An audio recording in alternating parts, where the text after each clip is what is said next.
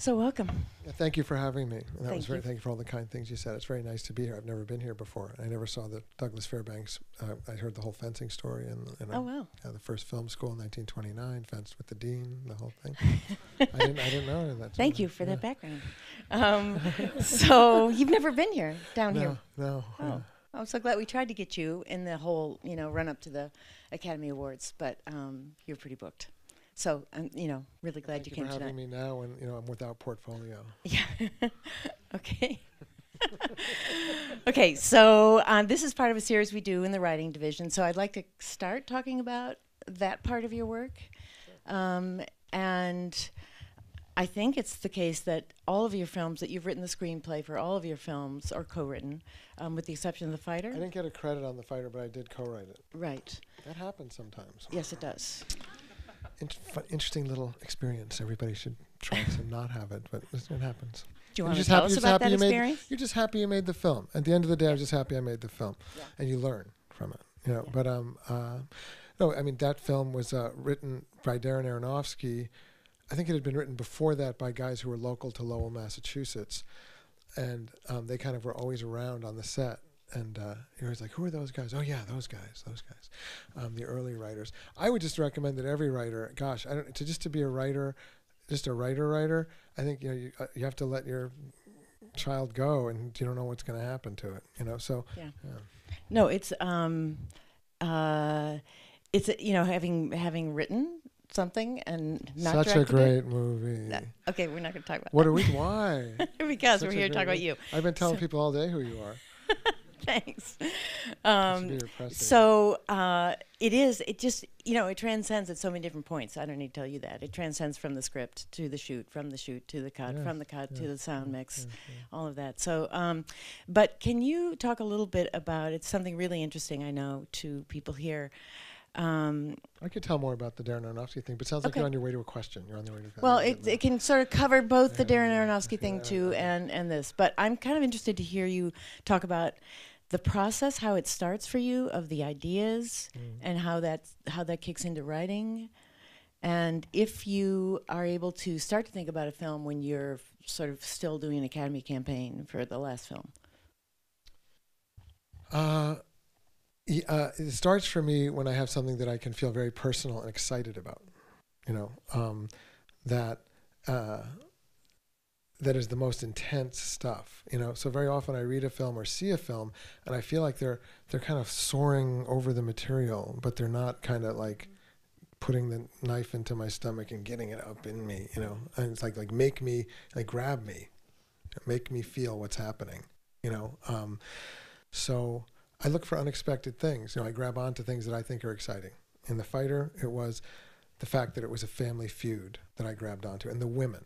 The women were the most powerful thing to me, and they really weren't that prominent in the script that had been written by Scott Silver, who's a great writer, for Darren. Darren was going to do more of an art film like The Wrestler, which is a terrific film. I remember when we were talking, I was talking to Scott, and I was saying, I had ideas what I wanted to do about a family, and like Raging Bull or I kind of like parts of Rocky. I think Rocky has a lot of cool shit in it. And he said, he goes, no, the Dardenne brothers. I said, I don't know who the Dardenne brothers are. So I went to Vidiot's and I got the Dardenne brothers film, and I watched this junkie couple push a baby carriage around Paris for like 2 hours. I was like, not my thing. But someone else can do that. That's cool. God bless them. The Dardenne brothers can do that. God bless them. But so I grabbed onto the HBO movie within the movie. That was a wonderful device. What I'm most proud of in the writing of that and the editing of that film is the first, much of it, but the first, you have to distill it to what counts. So I wanted the romance. That meant everything to me. That reframes everything. Likewise with American Hustle. I want to care about the people. I want to know how they love and live life. I don't want to be just like they're just people doing stuff. That's just me. I don't want to force it, but there was a love affair at American Hustle. They were very much in love. He did love his wife. He had the problem with his wife. That was all real. So I wanted to dig into that stuff and not to just make it about cons. I don't really care about cons so much. I care about the people and emotional cons, or the emotional leverage, how the wife could clean his clock emotionally and like just leave him like, what just happened to me, That was interesting to me. So the romance in The Fighter, the sisters, the sisters like a gang. There were 7 sisters, and they were epic. In real life, they're epic. You know, the ones who are still alive. You know, all crazy names. You know, Red Dog, Tar, just like crazy. And they all had a story why they got their name. You know, and I just had so much fun. I loved that, and I loved the mother, the Melissa Leo character. I loved writing. You know, but the first 20 minutes were very important because that's like a tapestry. Because how do you do this? Okay, grab me, make me care, because I'm like a fight movie. 10 years ago, I would have looked at that and go, I don't know. I feel like I've seen this movie. But when it came to me and I felt the connection with those people, I said, no, I can do this in a new way with the women. So you hear the sound, which was a callback to Three Kings, the sound of a rake scraping off screen in the darkness, and that's how the footsteps in Three Kings. And then Mark Wahlberg comes into the lower right corner of frame. So he did that again. This is on his back. What's this man doing? He's raking a street. He's paving a street. Now these fists come into the frame. I was really, that was scripted. And here comes Christian Bale, and here comes the crazy dynamic with the brothers. They fool around. Oh, there's an HBO crew. That's established. And he's showboating for them. He's hot dogging it for them. And then it takes off into the town. I wanted to establish the town right away. To get a saturated, like, look at this town, look at the people scratching the lotto numbers, look at the girls coming out of the deli with their midriffs and their 80s hair kind of, and all that stuff. And people worshiping these guys. These road pavers are worshipped like gods, right, in that town. And one brother always teaching the other brother, even though he looks like all beat up and worse for the wear, and the young one is handsome like Mark Wahlberg. The older one is sort of always getting up on him and dominating him. What's that about? Because you're planting the seeds of what is this relationship. But I think we started on the couch. Yeah, we started on the couch. You started on the couch. And that was an editing room discovery. Because I knew, because I took the HBO device and I loved it. And I said, this is really great. And that was new. You added that to the script that you read originally. Yes. I wanted it to be with all the interviews. I wanted to have them being interviewing. And I think it might have been referred to, but it wasn't really in the script. So I had it parked in the middle of the script, and it's a film about his comeback, which he did believe it was, and it was called High on Crack Street, and it was a documentary on HBO, and he did live in a delusion that it was his comeback film. So, then you can sit down and interview the characters, and the producer said, you'll never have time for this, and I said, well, let's just do it when we can do it. So at 2 a.m, I would say, Christian, Mark, would you please sit on this couch, and I would interview them, and they would in character answer questions. We knew the architecture of it was right, that Christian would talk, sit down, and that was a late discovery, 9 months into editing. It's so hard to begin and end pictures sometimes, as you know. So, I thought, wow, what a great way to begin the picture. And then he takes you into the home movies, and you see this blonde woman teaching these 2 boys how to box. What's that? And then Mark comes in, doesn't say a word, right? Because that's their relationship, Mr. Big Mouth and Mr. Shut Mouth. And then you go into the rake thing, then the town, and then after that, oh gosh, the gym. He's waiting for his brother at the gym, which is very typical. His brother was a fuck up, so he's always waiting, the clock. And that we used the real cop who's from that town, who did train them, who did hate Dickie and was, anyway. But then you keep layering this, because now we're going to go back again. The mother's going to come in and pull out scrapbooks, and it goes to character and story and the past and the backstory, because she's going to say, she's like, get that cop out of here. You see the feud right away. She hates the cop. Who is this? Who are these women? Who's this woman in high heels? Get that cop out of here. And then she says, now you glowing about a guy who's not in the room. The older brother's not glowing and annoying the brother who is in the room. So you have a dysfunctional dynamic right away. And she says, oh, did you see him fight Sugar Ray Leonard? Oh, you have to see this. And this is what she really was like in life. And so she shows us. Then you go into that dun dun dun dun dun. That whatever, the HBO sports documentary, which was real. We copied it exactly. And it looks almost exactly like it really did in real life. She gets interviewed by that famous guy in the check jacket. And she says, my son he's going to knock out Sugar Ray Leonard. You see the fight. We use the actual fight footage because it was fucked up video, and I didn't want to make it clear because you can't really tell if it's Christian or not, right?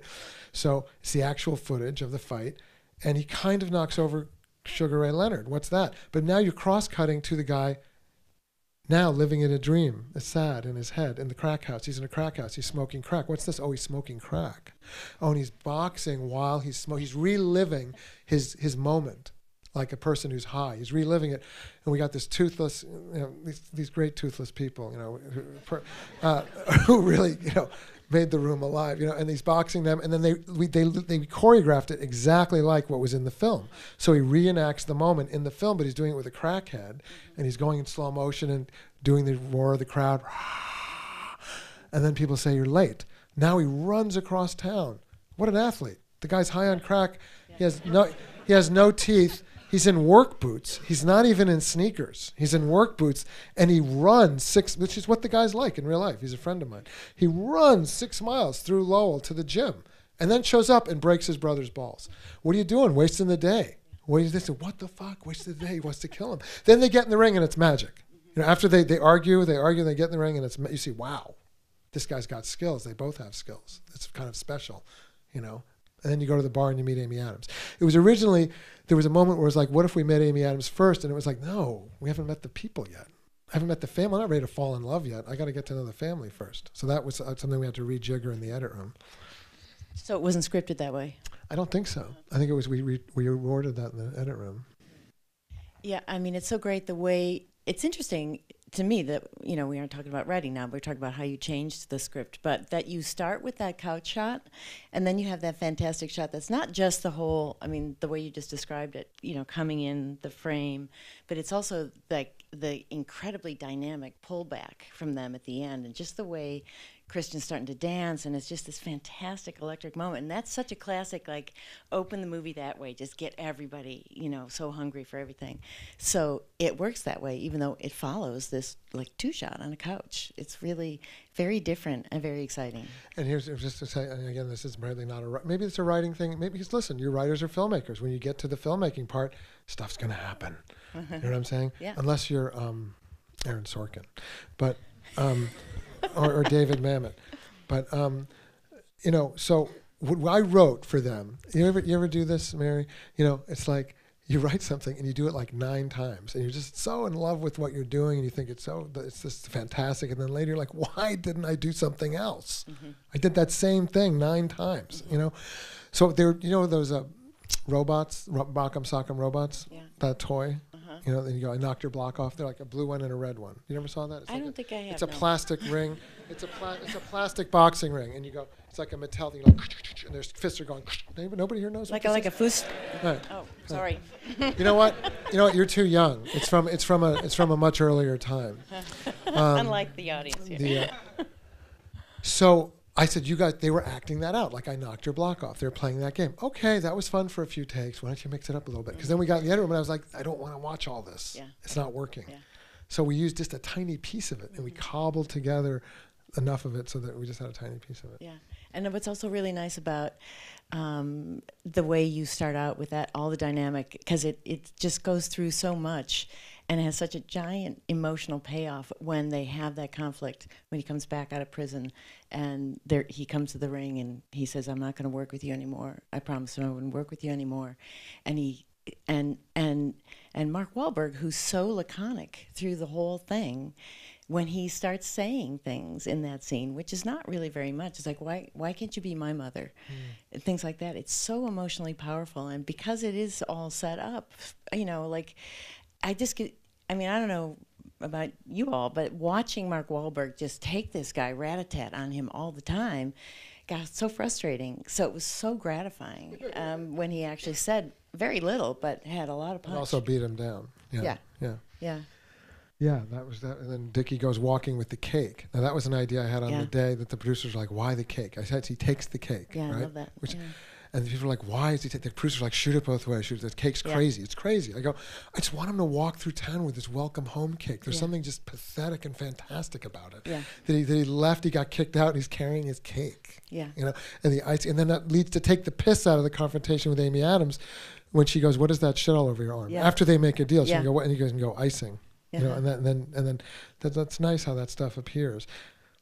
That's a very emotional scene. Yes. That's a really emotional scene because starting when they have the fight, and then when he goes into the locker room with them and he tells them, I'm not going to work with you anymore, and Christian Bale just gets this look on his face that just tears your heart out, even though he is such a crazy guy, and you really want Mark Wahlberg to say that, and then of course you are sort of letting us think that he's just going to go and get high again. Instead of giving the cake, and then he's just so reasonable and beautiful and wise. That was the big mystery. Yeah. Right.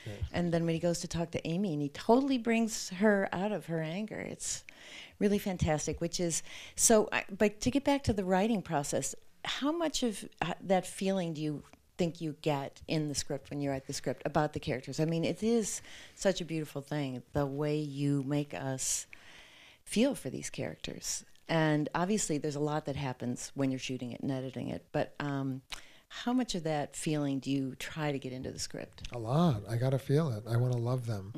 And it helps if I can feel a lot of love for them. I love to go for those emotional moments, you know, so it's great if you can find them, you know, rather than holding back or being understated, if you earn them. So I try to put as much of that into it, and you try to feel it, the whole thing. And I think it's a progress. So many drafts, so much writing, and so hard, you know, staying up, you know, with Scott and without Scott, you just keep writing it and rewriting it. So can you talk a little bit about that process? You get, I mean, I think for a lot of people, the heavy lifting is that first draft. Actually, you know, do you prepare with outlines or things like that before you start writing the draft? Or you just like get ideas for different scenes and you start writing them? Or is it different from film to film? I try to tell it like a story, you know, and I sometimes I try to tell a trailer. Because very often the studio is freaking out because they don't have a final script, and I'm trying to make them feel okay that I know what I'm doing. You know, that they don't, because they're saying, you know, we should not let you start production. You know, because that happened even on American Hustle, and I go, and I will tell it to them. I'll tell it to them. I like to tell it to people, and that helps me write it actually. Did you start American Hustle without a script? No, but I was writing it. I was rewriting it the whole time. I was rewriting it. They got a script very late. It was like I got Amy Adams in The Fighter just based on 2 scenes that I gave her, that I had written. You know, the fight on the porch and the bar meeting Mark Wahlberg. She said, okay, I want to do it. But no, I was just rewriting it and right up to the very last minute. But I knew what I wanted it to be. There's question marks. And you have to forge ahead. You go, well, here's a fork in the road. We might want a different choice here. Let's come back to that. Gosh, that's kind of an interesting conversation. I should have prepared that for this whole thing because it'd be very useful. Now I have to try to remember it. Because afterwards, do you find that you can't remember it? Did you change the straight story very much, or was it straight? There was the straight story. It was a straight story. We didn't change it too much. We changed it in the edit. We threw stuff out in the editing, but he pretty much followed the script in shooting. But so this kind of goes back to a question I kind of touched on. So, well, we won't talk about it now, but let's say at the end of The Fighter, were you already thinking about, you already had the book, Silver Linings Playbook? I wrote it before The Fighter. Oh, you wrote so it before I'm a writer okay. for hire. That's how I pay my bills. And so I took many assignments. You know, I wrote Uncharted, you know, that video game. I did a draft of Two Guns that was more like Butch Cassidy and the Sundance Kid that didn't get made. I learned from that if you adapt a property, they're not going to let you change the property. I was like, no, we're going to do it my way. And they're like, no, you're not. No, it's going to be the way the property is. Even if it's what you consider like it's not like a classic franchise like Batman. They're still going to respect it. So I had been given the book by Sidney Pollack during the last year of his life, and he said that he felt Silver Linings Playbook, and I read The Galleys, and it's hard. I'm a slow reader, so it was hard for me. And Holly, who I live with, is a better reader, and she said, I think you should pay attention to this because you're going to relate it to your older son, and I think it's good. And so, you know, you read it and there's things you like and things you don't like, and you start to imagine what you could make personal. And I told Sidney Pollack how I thought I could do it. And he said, well, that's a very tricky tone because it's very disturbing, but it could also be warm, but it could also be funny.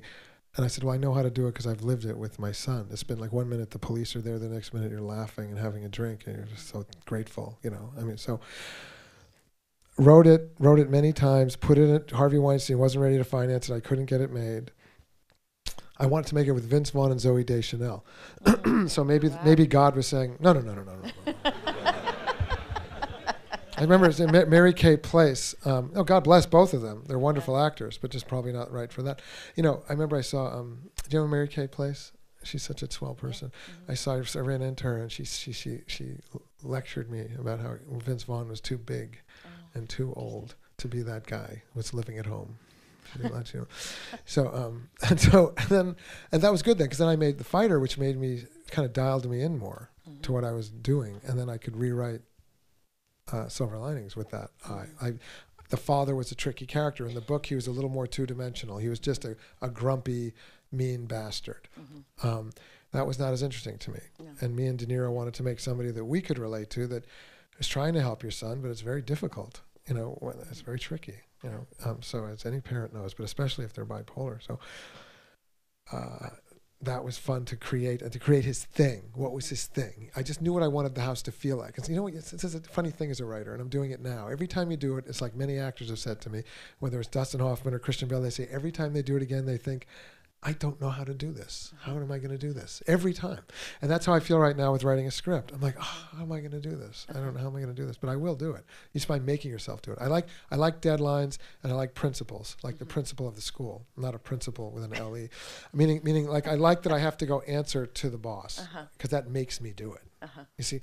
So then I have to go audition to the boss, and things elevate for me in the room. I mean, some people not, but for me, it just things, I don't know, like the muses will happen in the room. And somehow I come out and I go, that was good. I tape it. I tape a lot of stuff, and I make them transcripts. So when I'm telling it, it'll blow out another direction that I wasn't even aware of, and I'll keep going down that path. It's kind of inspiration comes to you when you have to tell somebody. Right. So then I kept rewriting it. There was there was a lot of tricky things in that movie. There was the device of the letter. I mean, who writes letters anymore? So you assumed it couldn't be emailed because, you write letters? That was so sweet. From Wisconsin, she writes August 3rd, 2014. It's a beautiful day at the lake today. That's how my grandmother would always begin her letters. A long description of the weather. No, but I loved writing letters. Yeah. And it's sort of sad, because then you would keep letters, and now do people keep emails or texts? There's such great exchanges. I guess it's all being flushed while it's being read. Yeah, and you don't want to keep them, generally. Letters? Emails. No, emails. Oh, emails, yeah. But are you... I could keep telling you the tricky stuff about it. Yeah, I do, but which one are we talking about right now? Silver linings? Okay. No? What do you... So the father in his home, I knew what I wanted his home to feel like. I knew I wanted to feel like that home. What does he do? What's his job? What a pain in my ass. See, so sometimes you start thinking about this, and sometimes cool stuff happens from that, and sometimes it's just a pain in the ass. It's like, is it all about his job? I was just thinking about The Godfather, and it's like, it's so amazing to me how much The Godfather is just about the behavior in the relationships, because there's all this talk about the casinos and all this business. You never see any of it. You never see any commerce. You don't set foot in a casino. That's kind of remarkable. But you see, but you're with Al Pacino sweating it. He's sweating it, and he's like talking to Hyman Roth, and Diane Keaton's all upset, and they're in Lake Tahoe, and you're like, oh my God, it's very upset, So that makes sense to me. So that's how I knew the parlay. I loved that scene at the end of the movie, the parlay. I wanted Bob to be a bookmaker that was a little shady. I wanted him to have a little OCD, be like the kid. They sort of mirror images of each other, but he had one that was sanctioned. See, like sports OCD is sanctioned. You can be a crazy person painted green at a game, or you can not touch the remotes. I heard so many stories in Philadelphia when we were scouting. I would write scenes in homes in Philadelphia. They'd say, we're moving on to another location. And I would say, hold on. And people would tell me how their father did this with the remotes, and how you weren't allowed to do this on game day or that. Real stories. Yeah. I loved that. I loved those neighborhoods of Philadelphia. There was one house I still wish we could go to. It was such a great house. I fell in love with the people, and that never got left behind. So that was tricky. What's his job? I said, okay, let's say he ran Purolator. Do you know what Purolator is? There was a kid in my Spanish class in high school who had a jacket that said Purolator. I thought it was like a race car thing. I think it was a messenger, like a DHL thing. Oh. I think it's So I said he was like the branch manager of UPS, was what I said, but he was retired, and he lost his pension in the crash of 2008, which is when the year the movie happens, and they talk about that. So now that's a ball that's in play. I like that. Larger stakes in the world. There's a community feeling. Many people have lost their pension. Ronnie's uncle lost his pension. He sees Ronnie. I like that the whole thing takes place like in a 12-block radius. I called it like a 19th century movie. I called Pat the 19th century guy because he walks everywhere. Nobody ever gets in a car. Nobody ever picks up a cell phone. I love that. Call me crazy. I don't want to have cell phones or computers. There are things. I'm old-fashioned in my movies. You know, I just want it to be a magical other land where it's not about these devices that are in our life every day. Right. Which isn't to say there aren't amazing 100 great writers in this room who are going to blow my drawers off with a movie with tons of cell phones in them and computers. You know, so I tip my hat to you. But I'll be making the old-fashioned ones. So I liked it. I had discovered from The Fighter that the stuff that I loved. Mm-hmm. See, before, in my earlier half as a filmmaker, it wasn't about what I loved so much. It was just telling stuff that I thought was fucked up and interesting. Mm-hmm. You know what I'm saying? That I thought was interesting and fucked up and emotional. Mm-hmm. But then I was like, well, what do I really love? What are people living for? That's kind of a bigger risk in a way. That's kind of sticking your neck out a little bit. And I admire Wes Anderson for that, you know, even though I'm not, you know, I can come up on either side of many of his movies, but I love that he put his passions out there. Mm-hmm. He said, these are things that I love, and I'm going to make a love letter to them. And you can tell that. I mean, that even though they're very stylized, you can tell that he just loves doing every part of it. Marc Jacobs' luggage. Yeah. And how would you describe what it is that you've discovered? You know, you just said a minute ago, once you made The Fighter, it made you think differently about Silver Linings Playbook. And obviously, you're on a really fantastic roll with these last 3 films. And I mean, I like the earlier films very much, but there's something so much more. I feel like this so was much preparation. More depth. It was preparation to do this. That's how I see it. I'm just glad it happened before I died. You know, because you know it would have been okay. It would have been okay if I did those first, but this I think is better. You know, I feel like all of a sudden my eyes opened and I stopped overthinking things. I used to overthink things. That's always a danger. You know, writing from instinct is my greatest lesson I'll give any writing class, and I'll tell it very quickly here. I had many jobs. I was a bartender. I was a bartender at Carolyn Kennedy's wedding. I was a bartender at David Koch, the horrible billionaire Darth Vader. I was a bartender at his house. I was a bartender at Jacqueline Onassis' Christmas parties. I taught SAT classes to rich kids on the Upper East Side. I had an office job where I would stay and like use all the things in the office to make a film, like the phones and the copier and everything. And I made these short films, and I got a grant from the NEA and the New York State Council for the Arts to make another short film that I'd written that was a pretty good idea about a guy in a Chinese restaurant who sat in the back with a microphone on every table, and he could listen to every conversation on every table and write a perversely inappropriate fortune to everybody at that table. So people, you know, people are like offended, they're freaking out. Some people cry. Some people have, you know, something that changes their life. Some people, you know, want to sue the restaurant. But, you know, he ends up meeting some people and getting involved with them. So I just should have made that short film because I spent 2 years. I said, I cannot make another short film. I got to grown up. I got to get grown up. I'm like 30, you know, 33, 34. It's like, come on, Jack. You're turning into that eccentric uncle who wanted to write movies. Never had a car. I lived in an apartment as big as this stage. And it looked into the brick wall of the YMCA. In New York? Yes, on 23rd Street, right across from the Chelsea Hotel. Uh-huh. And I was so happy to have it because I wasn't in Brooklyn. Although now Brooklyn's like the happening place. You know, I went over there. Spike Jonze presents Brooklyn. You know, so I've now gone to that beautiful new museum. There's an amazing museum in Brooklyn. What's that called? Has anybody been over there? Yeah, it's amazing. It's an amazing restaurant. It's like, have you been over there? Museum? It's just fantastic. Mm-hmm. You're not in New York. It's like these bare wood floors. It's a gigantic building with all this amazing art in it. A big lunchroom of raw wood. It's really cool. Thank you, Spike Jonze, for bringing us. Spike Jonze presents Brooklyn. For a while, I was like, wait a minute. Brooklyn's becoming a lot like Spike Jonze. And he's a very dear friend of mine. I've been a friend of his for 20 years. You know, I wrote that role for him in Three Kings, thank you. And I had a tiny cameo in the adaptation where I was sitting at the dinner table with Meryl Streep and like improvising, and she did not like it. Oh. It was just like, I was like, I guess, Dave, you're a bit player. Shut up. So we've been friends a long time. Spike Jonze brings you Brooklyn. Where was I going? Where was this headed? So I'm in this apartment. I was happy to be in New York. I was so happy to be in New York. Okay. I didn't want to make that movie as a short film. I spent 2 years getting up every day at 5 a.m. and coming home every night. I had no life. Everybody says, to 20s, it's New York. You're having it's like that, you know, those TV shows. No, I was not doing that. I was just working. All I would do was work. And you weren't writing at all at that point. What? You weren't writing. I was writing. By work I mean I'd go to my job and then I'd come home and write. So I'd get up at 5 a.m. and write, and then go to work, then come home and write.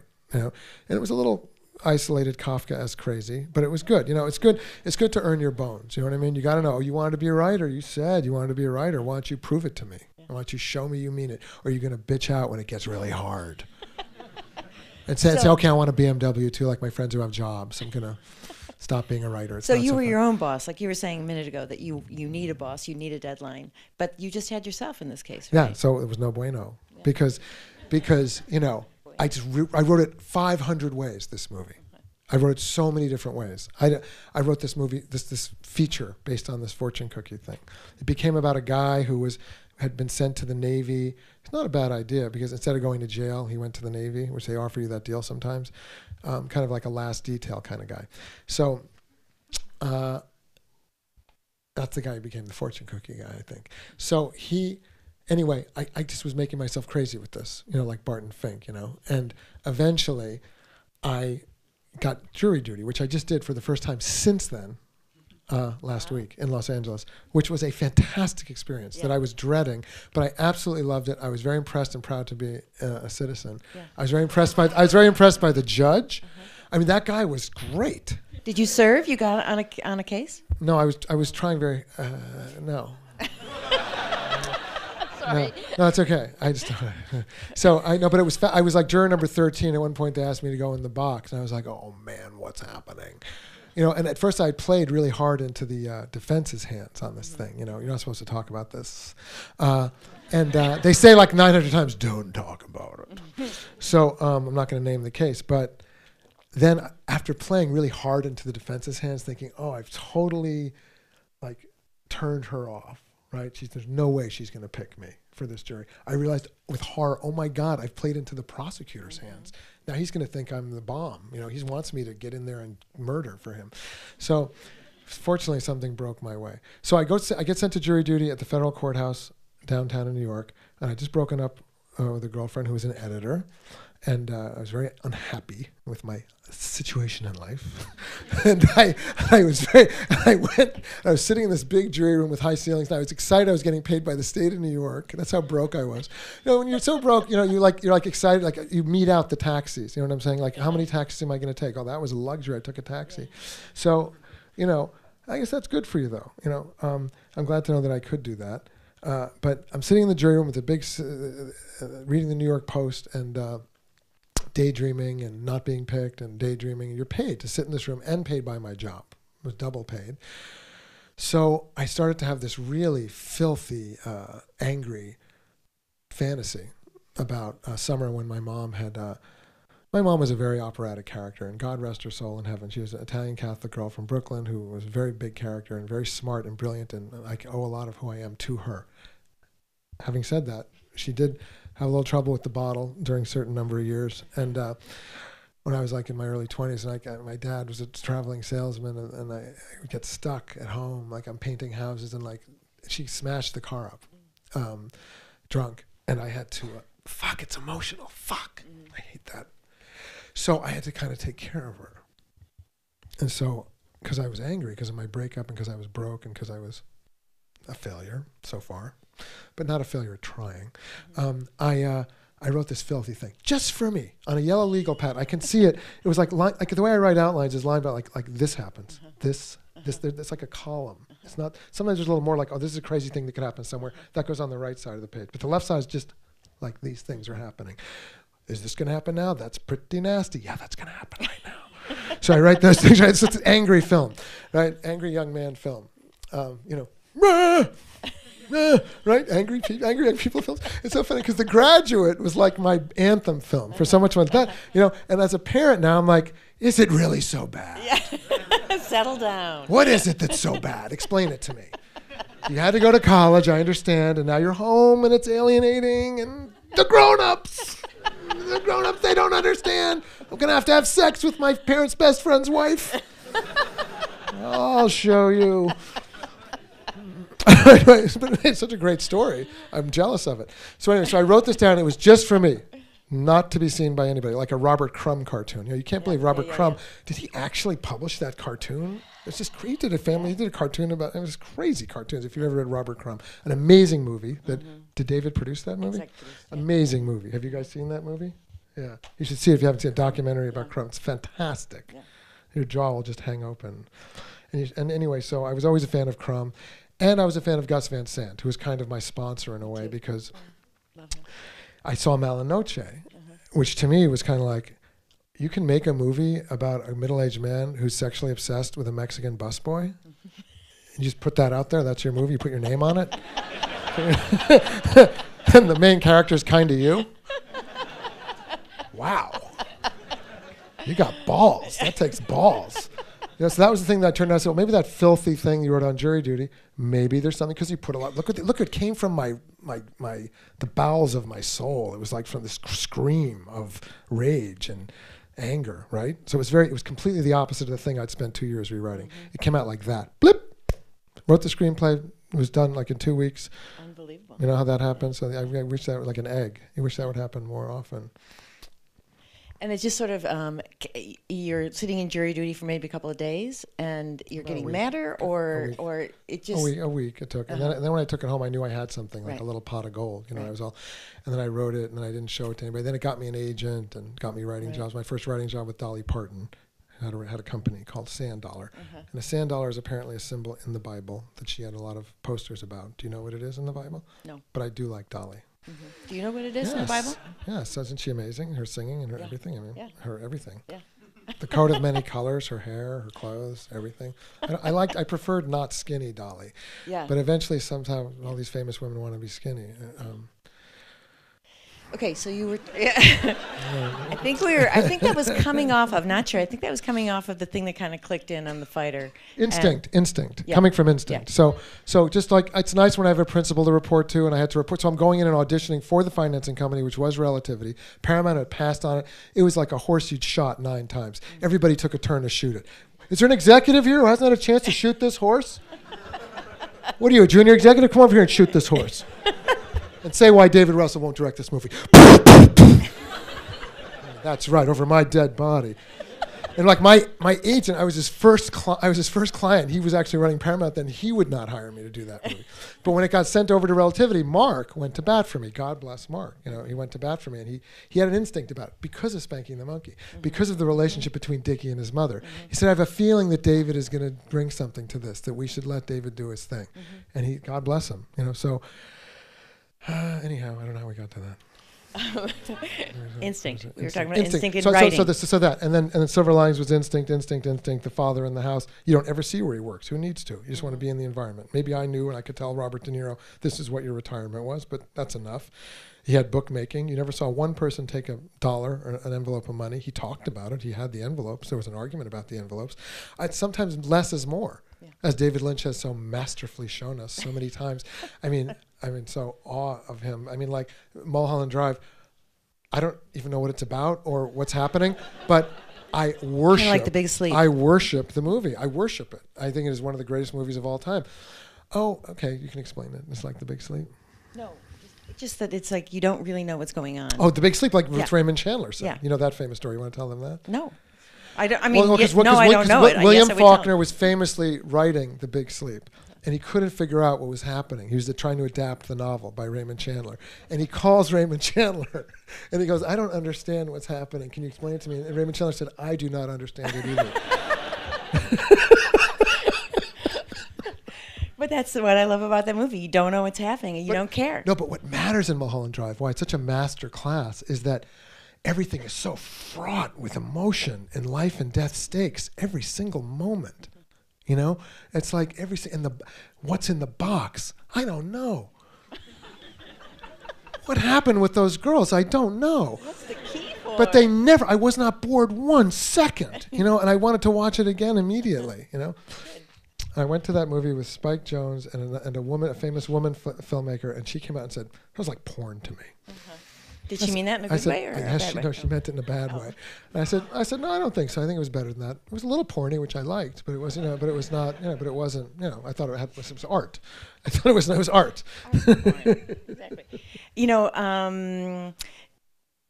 said a minute ago that we were talking that you have to love something about it. So how can you identify? And I feel that in your films tangibly. And from my point of view as an editor, I fall in love I don't know these actors. I don't work with them any day. I'm in the cutting room, but I just fall in love with them, and I feel that so much in your work.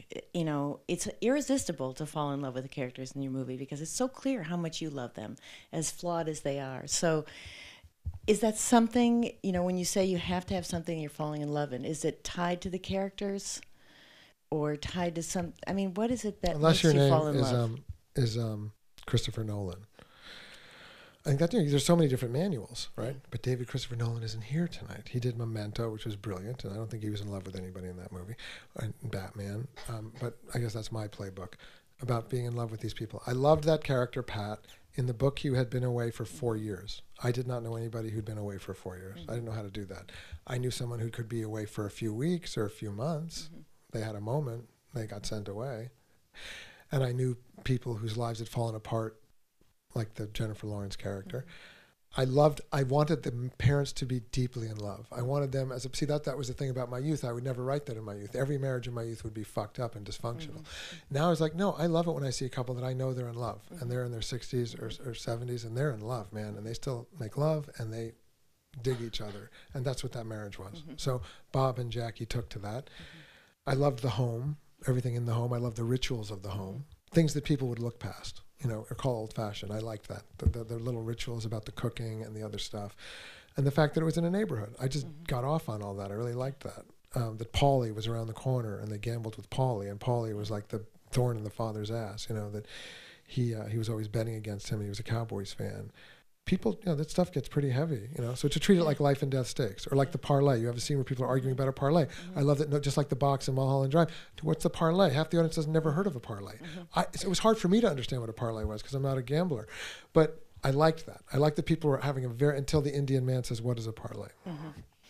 Yeah, I think that, I mean, I don't think people would describe your movies as family films, but that seems to be sort of what you're talking about. All those dynamics are all these kind of touchstones that create the intimate environment in a home with the father, with the mother, with the neighbors, all that kind of stuff. And they feel sort of dysfunctional as families, but they feel very much like families, and that's very powerful emotionally. And you mentioned Chris Nolan, who I admire very much. David Fincher, I admire very much, but they're just so cold, those movies. I come out, and when I'm talking about, I'm not talking necessarily about, obviously not about sentiment. I'm talking about a kind of a warmth and a kind of a heat. And I read the really interesting interview you did with Terrence Rafferty. I'm so sorry he used the word chaos in that interview.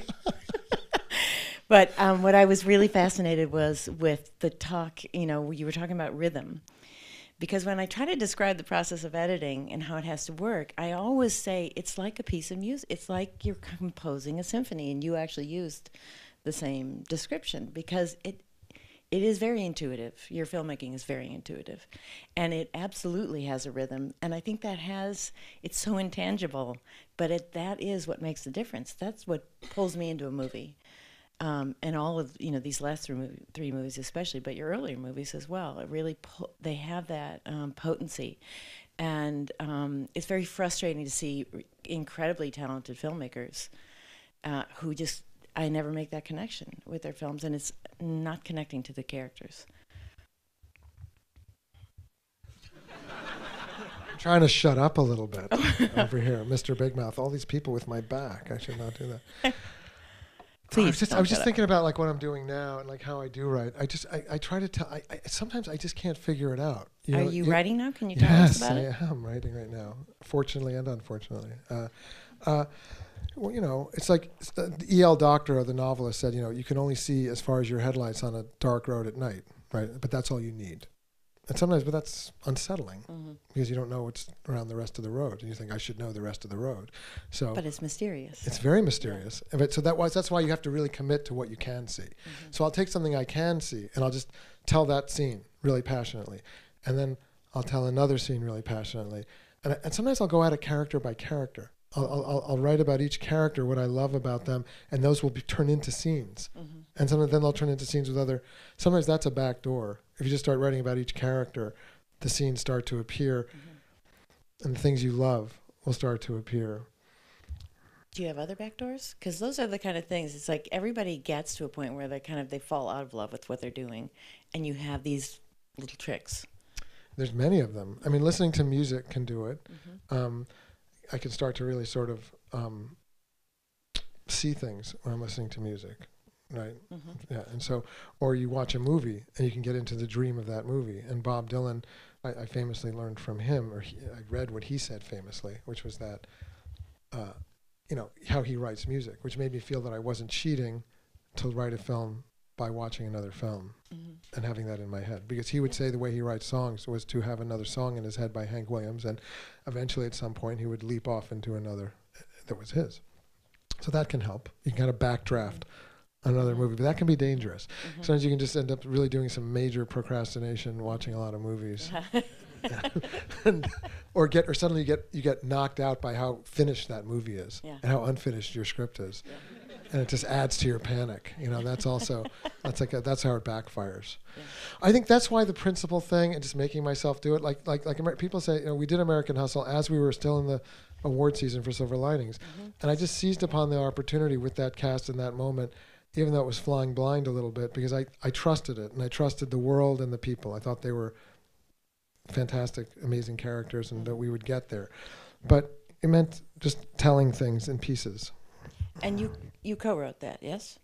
Yes, thank you for pointing that out. No, that's very helpful. No, Eric Warrensinger wrote the original script, and I rewrote it because I asked him for his permission to be my partner if I could rewrite it from page one, because it's very different from his script. So there are certain beats and things in it that are... His script had a very different sensibility. It was called American Bullshit, which means it was a very cynical movie. And I wouldn't want to make a movie that was cynical. Somebody else could make that movie. I'm just not my thing. So I was into what was not cynical about these people. I was into what was sincere or passionate about them. And like the fact that this character loved art and he loved many things from his child, that was everything. He had to love things or I wouldn't care about him. Why should I care about him? How much does the script change while you're shooting? It changes, yeah. Some things don't change. Some scenes don't change, but some scenes change. Some scenes need to change. Some scenes are not as good as they should be, and they need to get better. Like that scene that you described that you loved so much with Mark Wahlberg was a much deliberated scene. How that was going to go in the gym in the third act. How that was going to go down. That was very like a torturous thing. What were the deliberations? It's so pitch perfect. I know, but it was like there was all different ways that the argument was going to go down. There was just he was going to scream more. They were going to say more things. He was going to do more with the mother. The mother was going to hug him. The mother was not going to hug him. Like major conferences about that. Why would I let her hug me? Why would I let her look at me? And so anyway, it changed and changed and changed.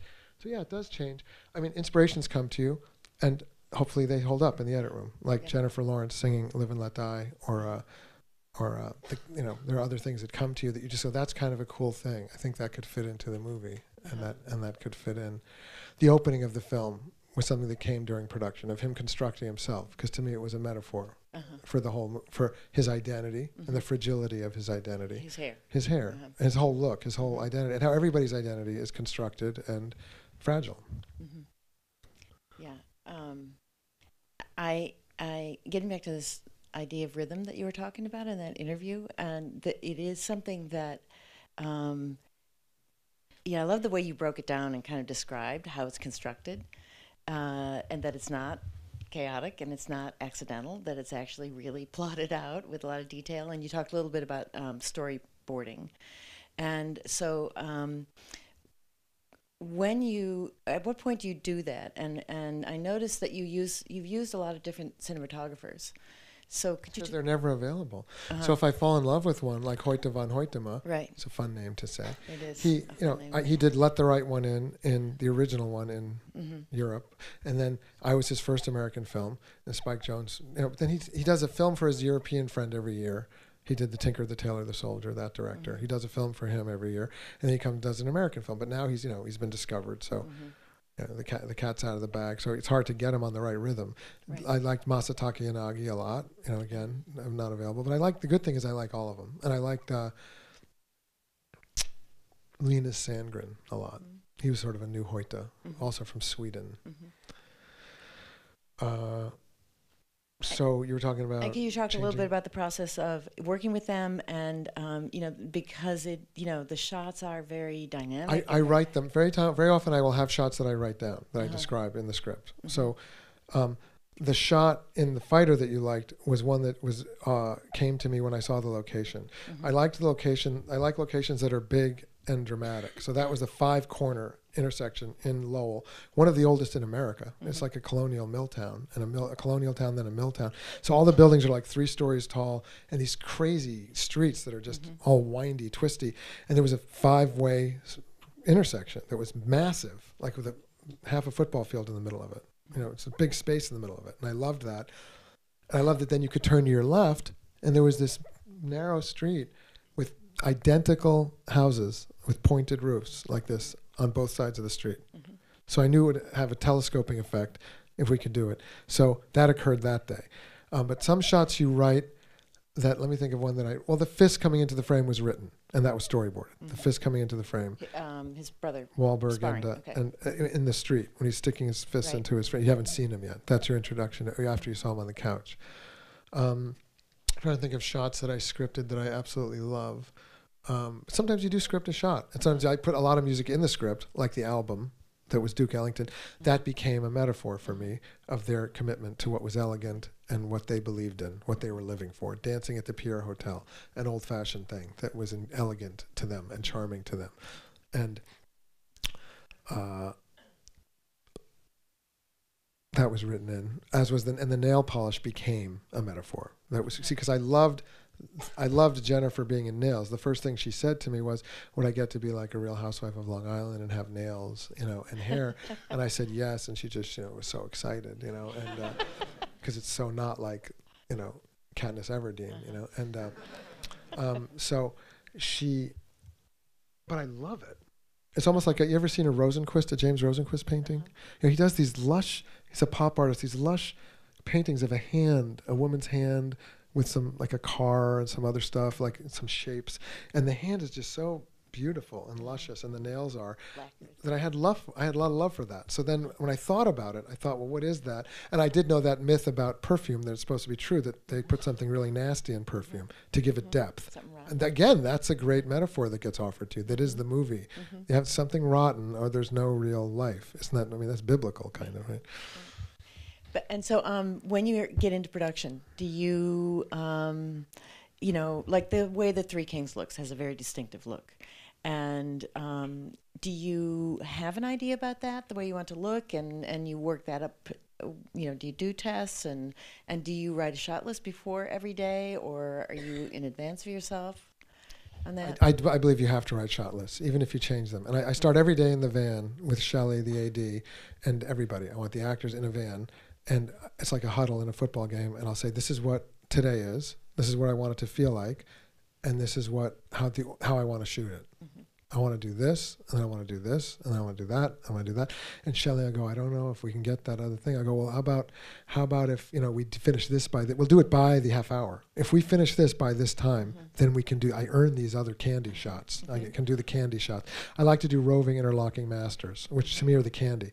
And often you don't start with them. But sometimes I can't help myself. Sometimes that's supposed to be the last thing, but it's the only way I can feel a scene. Yeah. I try to do it like I'm just doing one direction. I'm like, let's let it go. And those are Steadicam? Yes. I shoot almost everything on a Steadicam now because it just is less cumbersome. I would like to try, I don't know, sometimes I want to be a little more locked down. I'm impressed by that when that happens a lot, when things are just, the camera's just locked down. Three Kings, the whole purpose of doing it was for me to do something that was visual. And so there was a whole book I made of images that I thought, that I wanted. There were documentary images that I want this frame. They were deep background, close foreground, a kid, I loved I Am Cuba, that movie, Yo Soy Cuba? I didn't know. Oh my God, you have to watch that movie. That's a movie by a Russian filmmaker that he made as a propaganda film in 1962 or 3 for Cuba. It's like an epic about the history of Cuba. It's black and white. And it's been pillaged by many a filmmaker, from Martin Scorsese to Paul Thomas Anderson to myself. It's a candy box of shots that they didn't have any gear. They would use like grain elevators. So like there's a shot, you're like, the most longest, amazing shots in the world. You know, they go through like a bar. Oh my God! It goes through a bar, and then it goes out to this hotel where all the fancy rich people are in Havana at the pool. This is before the revolution, and then it goes suddenly. It goes up because he stepped onto a grain elevator. Oh. So he steps onto that, and he gets up. Now he goes to the water. You're like, no. He's walking with a woman. The woman's like hip. The camera's here, right? So he's like going like this. Now he's with this woman, and he goes right into the pool with her. He goes underwater. Wow. I was so blown away how they did that in 1962. Yeah. Goes into the water, comes out of the water, and there's another amazing shot. The tour de force that ends the movie is when they had the whole population of Cuba out for this movie. It was their big anthem. And so the streets are filled with like 100,000 people, and there's this big boulevard with these old-fashioned colonial buildings, and the camera goes up through this old cigar rolling factory, right? You see all these old dudes rolling cigars, like in this, and it goes past all these working people, a lot of music. It goes, okay, where's it going? Okay, went through this whole place. No. Goes out the window. And it took me like half a year to figure out how they did that, okay? The camera goes out the window and down the middle of the street, like 6 stories up in the air. And there's 100,000 people down. And there was a wire. I think it was like they do the NFL, but this is way ahead of the time. You know? Yeah. I mean, they just took that camera. How'd they get it so it was so smooth? They kind of went, and they just pushed it out the window on like these rollers that just went down this wire. I mean, anyway, so I love all these kinds of shots, and I will have a candy box of shots that I want to get, you know. And other than that, you have a feel for things if you haven't figured it out that you want it, that you make it feel alive and amazing. In fact, speaking of sincerity and warmth, you know, David Lynch is a great example because, you know, Blue Velvet is such a perfect example because just the way Frank Capra can be tagged in the wrong way by those who don't fully look. You know, you can just simplistically say he's a sentimental old fool. When there's a huge noir sequence in the middle of It's a Wonderful Life that is like truly disturbing, as good as any noir sequence. David Lynch, people think, oh, he's cool and he's hip and he's not, but he's also sincere he's really sincere. He's not ironic. No, but that's what I'm not ironic either. Yeah. And that's what I love that. But there's an irony that happens. When Kyle MacLachlan, it tips a little bit. He, like Capra, leans a little bit one way. To me, I could be wrong. I'm just telling you my opinion. He leans a little bit into it, so it gets almost like a caricature, like with Kyle. But it's not. It's real. You know, and I love it when he says in the car, and people laugh. See, people say, well, what are your movies? How can they go, that's a comedy. I go, that's a comedy? I didn't think it was a comedy. Yeah. You know, but I guess people laugh. So when people commit emotionally, it can become funny, but it's not funny. Yeah. And so it can be both things. So in the car, Kyle MacLachlan and Laura Dern, and he goes, after they see Frank Booth in that apartment, why are there people like Frank? Why is there so much suffering in this world? And he means it. Yeah, and her dream in that scene, when she tells the dream. The best. Yeah, the best. And it allows you to laugh at it and love it and mean it. That's fantastic. Care for both those characters. Yeah. Yes. There's a lot of warmth. I mean, 90%. And what is the third act without this figure 8 shape of Laura Dern's crying mouth? That's not anywhere near as good as her mouth. I'm trying. I'm not her. I'm behind the camera. But it's like that to me is as indelible a shape as anything in the movie. It's you know amazing. What I'm saying? Because her mouth, she cried, and it was so unprotected. Yeah. And she sees him with Isabella Rossellini naked. Yeah. Yeah, all of that was a lot of squirming going on in that scene. I mean, watching that scene. And a perfect movie. It's a pretty interesting film. I think it's perfect. You don't think it's perfect? You're too close? I think it's perfect. Yeah, good. That can change. You know, I know it changed. The Beatles changed on me recently. Oh, really? You know, yeah, I was always like, you know, you get sick of anybody. You get sick of them for 10 years at a time. But I was always like, no, the Beatles are a little like Beethoven. They're good, you know. And when people would try to bag on them versus punk, I was like, what are we, like 15? Can I like both of them? Yeah. You know, can I like the Sex Pistols and the Beatles? Do I have to pick one? You know, and Paul McCartney, people bag on Paul McCartney. I'm like, that makes me love Paul McCartney more. I'm like, you know, I think I like Jet, that song. Really, I think I like that a lot. I'm not gonna let people. I don't like it when it's too easy. It's too easy to hate on people. So, but recently something happened, like what happened with The Graduate to me, where I was like, I don't know about the Beatles. I don't know. They're a little poppy. I don't know what it is. All of a sudden, it's like somebody turned the lights on. I don't know what happened to me. It's weird. I thought they were like these. I saw every phase: the lovable mop top, well, the leather guys, the lovable mop tops, the hippie artistes. Right? Those are 3 amazing phases. Very few artists get 3 phases, like Madonna, them, Prince, David Bowie. David Bowie. Yeah. Okay. David Bowie. Yeah. So, and can we talk a little bit about post-production? We talked about production, and so does everybody here a writer, or are they also just all filmmakers? How many people are from the writing division here? So a lot of people, and production. Yeah, it's a good turnout from. Anybody else not from those 2 divisions? Okay, about 7 people. How competitive is it to get into this film school? Very competitive. It's the best film school in the world. I was told by a friend that went to college with me. I went to Amherst College in Massachusetts, and I called her to help somebody get in, and she said, "David," she was the director of admissions, a friend of mine who was my age. "You and I would not get in right now." It's because my scores, they were okay, but it was really, my gumption and my writing and my, the pizzazz, and that was like all my heart that got me in. That wouldn't happen now. They'd go, no. You got to have 750. Get the out of here. Don't even come in here. Exactly. Yeah, it's hard to get in. It's very hard to get in. So there's a lot of heartbreak. I have a dear friend whose daughter just got rejected by here, and she's going to go to Loyola. Hey, what happens? It's okay. We're gonna plug for.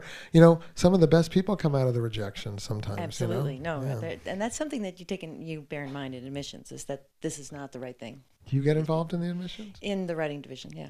You do? Yeah. And then do you track those people over the years? Is this awkward? No. I don't. I have I'm kind of short-sighted. It's like I'm kind of interested in what's here, for the most part. So I don't track people once they leave, unless they stay in touch with me. It's a good idea for a movie, though. If you admitted somebody, and then you kind of got a little obsessed with that person, or tracked their writing. I said a movie, not a life. Right. But, I know. Yeah. So, I wouldn't do that, but I do know.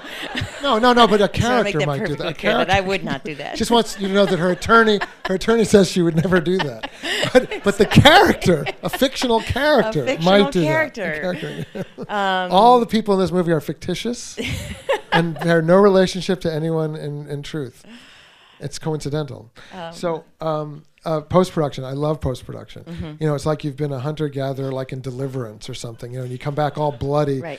And there's no better feeling to me. I mean, I just love the feeling of when you come back at the end of production. It's such a magnificent feeling. That's so fantastic to hear you say that, because I've told so many people that the worst moment for an editor working with the director, and really I think for a director, is when they come in and they see that first cut. I won't do that. Oh, you won't do that? No. You don't let anybody make a first cut? I learned. It killed my soul. I wanted to jump out a window 3 times. No, I can't do it. Yeah, it's a very depressing thing. They still want to do it. They still want to ambush me with their cut. I'm like, no. Yeah. Do not ambush me with your cut, please. So how do you actually? I come in. I listen. They do an assembly, and sometimes Jay, one of the editors I'm working with. Are you still in Major League Baseball? Are you still playing in Major League in the league? Are you still in the league? Are you talking to me now? Yes. Oh, as in editing? Yes. No. No. Hung up the cleats. Could we get you to come back for one more season ever? So you come in your cutting room. It's a legitimate question. She's done some sick work. It seems like a lot of talent sitting on the sidelines. Maybe she prefers. She doesn't. I don't want to deal with some pain in the ass director. As a writer, I'm the queen of my domain. Right? A little bit. Maybe I'm getting it right. No. Anyway. So you come into the cutting room. No. The feeling I like is when you come home. It's like, first of all, it's like you've been let out of jail, because the world is new again. I used to do Zen retreats for like a week at a time, and half the point of a Zen retreat, you're like, what is the point of this? Why did I do this? My ass hurts. I don't think I saw God. I learned how to sit still for 10 days in silence and. Go through every thought in my head, and run through it and get rid of it. But then what's great is when you get out, you really appreciate everything. Mm-hmm. And that's worth it for that reason. So when you come home, I always am like, oh, I feel so great. And I feel like I came back from the war and I got all this great stuff. We went through the hard part. And now, then you have a crushing moment when you realize you have to make the movie again. So you thought you made the movie, but you have to make the movie again. But I just like to attack it one shot at a time, one scene at a time. That's like I like to do it. So I like to start in order and just do certain sequences, and I divide them into 3 edit rooms, and I'll go from one edit room to another, and then we'll pass them around, sequences from one editor to the other. So you are constantly in the cutting room. Yes.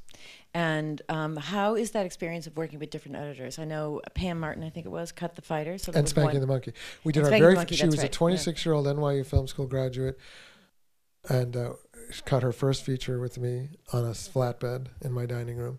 And then she was off to the races. And then we came together again for The Fighter. And then again, she wasn't available for the next. But now Jay Cassidy, who was Sean Penn's editor on Into the Wild and a couple of other movies. Alan Baumgarten, who I think Alan mostly did comedies, but I'm trying to think if he did a serious film. He's a very good editor. I'd go to him at any time in the bullpen. And Crispin Struthers, who almost got fired off The Fighter because I deputize people because I want to do more. You know what I'm saying? I want to do more of the movie. So I don't want to be precious about it. Let's just try to cut it and see what happens. And if we do a shitty job, we'll bring it back to you, Jay, and you can tell us why you think it's shitty, and you can fix it. You're the boss, Jay. I'm very respectful of who's the pecking order, right? Okay. You're the boss editor. Sometimes I'm like, could we please try it this way, please? Please? Have you ever been in that situation? Editors get possessive about the way they'll try. I'm like, oh, great. Maybe you're right. Maybe I'll be right. And very often we trade arguments. We have a very healthy culture of debating in our edit room. And Bradley Cooper's in there. Mark Wahlberg had been in there. Christian Bale had been in there. Jennifer came in. And, people give me their opinion, and I'll say, hit me with your best shot. What do you got? You know what I'm saying? And Harvey Weinstein, what do you got? Really? Interesting. Harvey will come in and he'll be like, Harvey came in at Silver Linings Playbook, and it was, he thought, I knew he was wrong. You know what I'm saying? He came in, he didn't have the right reaction to it, and it was like, it's such a great story. I can't tell it. Privately, I can't. No, I can't. I'm going to get in trouble. But I know. I don't want to. I got to learn when to keep my mouth shut. Eventually. So by the time I'm 60 or something, so people come in and it's great to have the confidence that that's a terrible thing. I remember when I wrote my first screenplay, I called George Camarda, who was George Camarda? George Camarda had starred in Kiss Me, Kate in my high school, and he was 4 years older than me. George Camarda. I called George Camarda and I showed him my short film script. I didn't know what I was doing. No clue what I was doing. And he handed me my ass. I was in my parents' kitchen. I was like 25 years old, and he just told me why it was just a piece of shit. Wow. And I wanted to kill myself. You know what I'm saying? I had that experience so bad. I just felt like so humiliated. And first of all, you learn who to show your stuff to and who not to show your stuff to. That's very important. Because someone can cost you years of your life if it's the wrong person. You got to show the right people. I'm very careful about who I show stuff to and when I show it to them. And it's good to have the confidence of when no, I believe in this. This is good. This is good. It may need to get better. It may need to change, but it's good. And do you mean that both at the script level and the cut? Every level, yeah. And so okay, you worked on, I think, was it 3 editors on American Hustle? Who got nominated? No. Wow, we're jumping ahead. Editors. 3 editors who were editing. Was it 3 or was it just 2? Yeah. Okay. So Crispin Struthers, a young man from the Highlands of Scotland. You ever seen the Highlands of Scotland? That man's a long way from home. The Highlands of Scotland is like Nowheresville, man. It's like Nowheresville, then you go 3 more Nowheresvilles, and it's that Nowheresville. You ever see I Know Where I'm Going? It's the mountains. Oh, yes, that movie. She's from there. What a wonderful movie. Yeah, it is. Magnificent. Did you tell these guys? It's a movie, I Know Where I'm Going, Dame Wendy Hiller. Amazing. Yeah, and it's in the Scottish Highlands. Yeah. His mother, the mountains, wind-blown mountains. There's nothing. It's like you're in Greenland or something. It's nothing. It's like just hills. And there's no 7-Eleven or anything, no streets. And his mother built their house. And by that I mean his mother built their house with a hammer and wood. Where was nails. Dad? Okay, so that's his mom. That's a formidable person. So Crispin is he weighs like 5 pounds. He's like all hair and glasses, and he's like the 3rd string editor on The Fighter. He's just supposed to be syncing things and taking care of that stuff. And I go, I want him to cut. I want to cut in this room with him. And, and he kind of shat in his pants a little bit for a while, I mean, so I didn't realize that was happening. So I just like, he wasn't like, I was like, come on, man. He wasn't kind of doing it. And I said to Pam, I said, I don't know, Pam. I mean, I don't know. I mean, maybe we got to replace that kid. I said, I got to get somebody in there they got to come on. They got to do it. And she had a little talk with him, and he never looked back. He just went bam. I love him dearly. And he did Silver Linings with us, and we're going to, going to grow him right up, So now he's on. He did the last picture, American Hustle. So everybody cuts differently, and it's so interesting to get different eyes on scenes, and to have somebody try something really radical. And I love it when someone does a chiropractic adjustment to a scene that blows your mind. Yeah, that's fantastic. It's unbelievable, the magic. It's like it's like something opened up. Yeah. But Jay is sort of in charge. Yes, very much so. And he's so dedicated, and it's amazing what you can do now. You can take the entire dailies of a film, Mary, and put them on a drive like this. Yeah. It's very dangerous. Yeah. That means like whatever it is, I shoot a lot of film. And so he'll go home with it. Yeah. And he'll cut stuff on his computer on the weekends on his Mac. Yeah. And he'll come in and go, look what I did. Yeah, I remember when we were working in the transition from film to, what was the last film you cut on film? Do you remember? This one. Oh, cut on film. Film, yeah. Flirting with Disaster. That was a long time ago. Yeah. Yeah.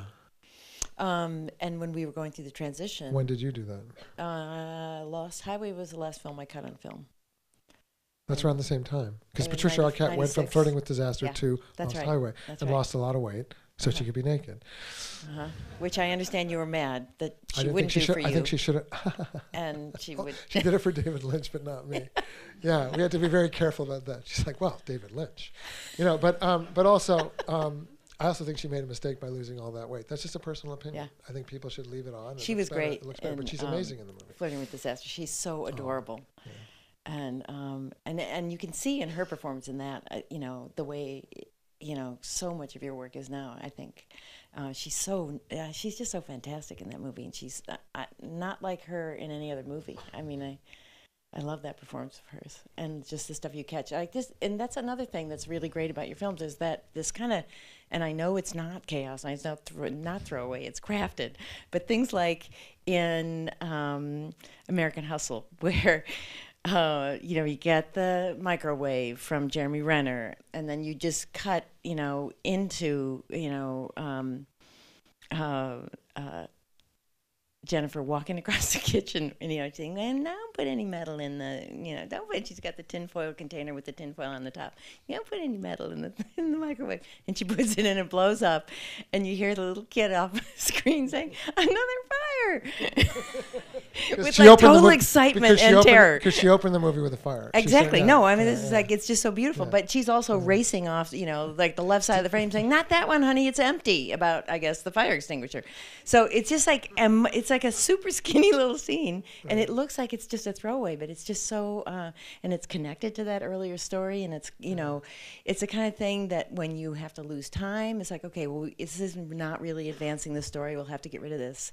Yes, but that's like Capra and Billy Wilder. Also, these little things, layers that make it feel real, is just fantastic. Thanks. Yeah. Thanks. And that's another metaphor that kind of presented itself that made me do good writing for Jennifer. Mm-hmm. So Jennifer can say, I read that this microwave takes all the nutrition out of our food. It's true. And he says, that's bullshit. She goes, I read it in an article. That writer did not like that we used his name. That's the actual guy who wrote an article in 1977. I read it in this article by him, and it's like your deals, empty, like your deals.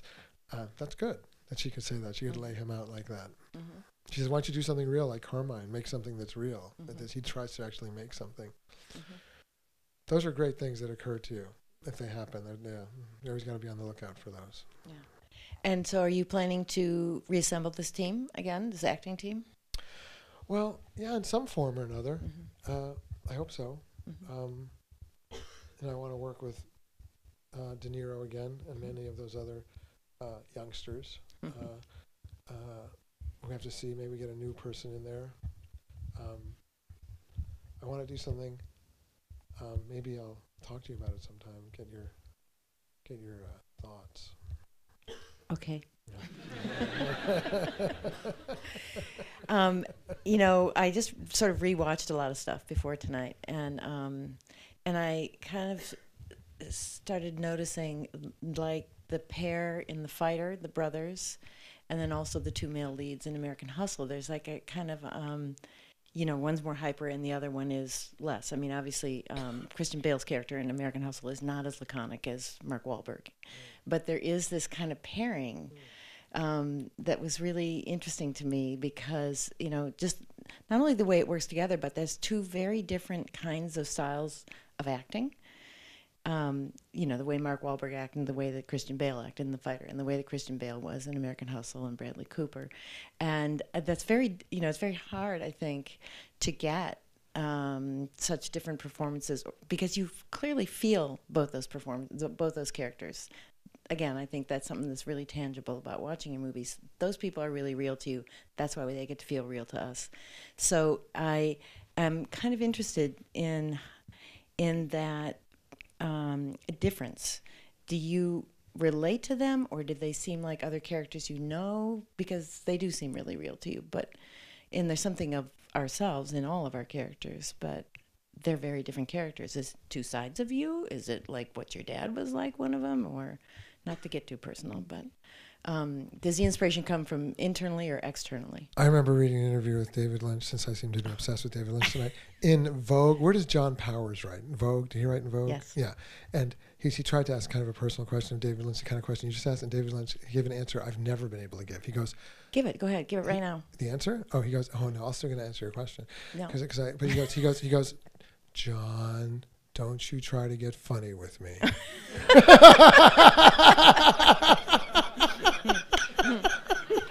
He's not having it. I often think of people that it helps when you can think of people you know to help create a character. Mm-hmm. So I borrow from people I know. I've known people who were sort of man boys who grabbed their crotches a lot nervously or chewed their tongue nervously. We gave that to Richie. He also knew somebody like that. Bradley did. I've also known they have that chip. They're so desperate to get on top that they end up blowing it invariably. They end up overreaching, and they have a manic quality about them that overwhelms even them. Mm-hmm. And you can hear him huffing and puffing and trying to calm himself down. Christian wanted to play the character more like a badger. I called him an animal like a badger, like his physical. That's what the guy looked like, and he wanted to do it just like the guy was, like he talked. And that guy was like that, very very slow talking guy. Dickie, no. I'm sorry, no. the Irving guy, the fat guy, fat man.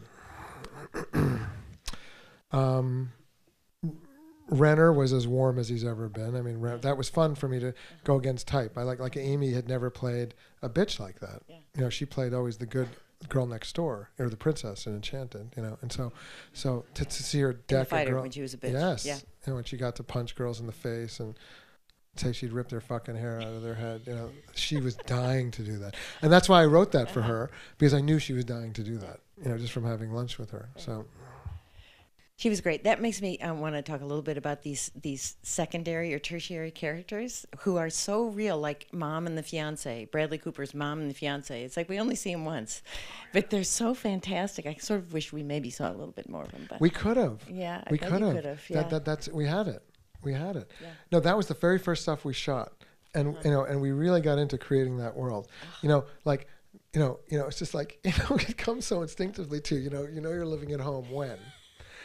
You're arguing about who cleans the fish tank. You know what I'm saying? Like, Ma, the filter. Why don't your father put the thing? I've shown you 100 times, Ma, the filter. It's like, that tells you a lot about this guy. You know what I'm saying?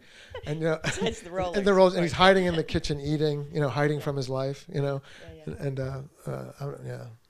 the fiance actually won that walk-on from an auction on the Katie Couric show. Oh, wow. The money went to help kids with mood disorders from Silver Linings, but she was perfect looking because she was pretty, but she had kind of a big nose, and it was just kind of like just perfect, She's great. No, it was like it was like a tableau. It was one of those like, okay, everybody's just going to hold still, but all this information from that because it was just this so short but so rich and gave you so much information about Bradley Cooper. We could have done a whole movie in that apartment. Yeah. And that lady who played his mother, we loved her. She's a Philadelphia actress who has a name I love called Patsy Mack. Oh. Isn't that a fantastic name? And so we made her name, and she was the principal in Silver Linings Playbook when he comes running up to the high school on a Sunday, and she's getting out of her car with her papers, and she goes, "Oh God, oh God," and she's running away from him. He's going, "Hi!" She's like, "Oh God, oh God." And we made the name of the principal Miss Meckers, because that's like Miss. He goes, "Miss Meckers, Miss Meckers," and so we loved having that. We always joked in the edit room that when she pulled her hair back like that to be his mother in this scene, and she stared at him, and that was very important to us that he loved his mother. Yeah. Everybody does things for reasons. They don't just live in a pathological bubble. Many people do them because they love someone and they want to impress someone or they want to live up to something. So it was important for us to show that he loved his mom and he wanted to live up to some belief he had with his mom, that he had promised his mom he was going to do. And you could see that in her eyes. When she pulled her hair back like that, though, we used to always say she looked like Robert De Niro. She kind of did a little bit.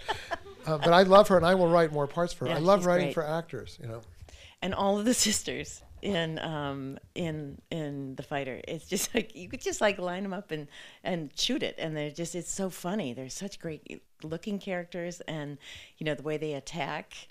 Amy Adams' character, and call her skank, and then pull up in the car with the garbage cans. It's really great. Really love it. They called her an MTV girl. MTV girl, which is true that they called her that, and that meant a girl who was wild. She was wild. That's what they called her in the '90s. She's a skank. She's an MTV girl. She has orgies. That's what they said about her. They said about her in town. They painted her with that brush. Fantastic. No, they were really and when the real people came to the Holiday Inn where we were meeting all the real people in Lowell, they would not be in the same room. They still hated each other. The Charlene and the sisters, and they had to be in different rooms. Yeah. That's too bad. It doesn't get any better than that. Yeah. Okay, I'd like to. This is like the Energizer Bunny. Yeah, let's go. Okay, take a few questions from the audience. Yes. Hustle, it reminded me of my mother. It was terrifying because my mom was crazy. And I see the culture in live films, like in Philadelphia, Silver Linings Playbook. It's really strong. And do you come up with location and setting in mind when you're writing the film, or do you find a location that comes in? You guys all hear that? She said, "What the location, Philadelphia or Boston, do you write with that in mind?" In those cases, I did write with that in mind because the script was very specific to Philadelphia. And the Eagles fans, and they say Eagles. It's you go to these neighborhoods in Philadelphia, and it's a thing. Every household has a feeling about the Eagles. I swear to God, everybody has something to say. And there's a whole history. It's like a whole archaeology. Like there's this jersey and this famous guy from the 60s, but don't bring up this guy. And people are very unhappy with Andy Reid right now. Andy Reid moved to Kansas City where he won 10 games in a row, after he was a bum in Philadelphia. Is that the neighborhood where you told the couch story?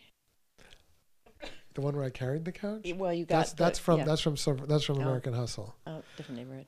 Yeah, that's Worcester, which does look like it hasn't changed from the '70s, which is great because it's like a soundstage. No, I mean you can use it. You don't have to change that much. Yeah. Yes.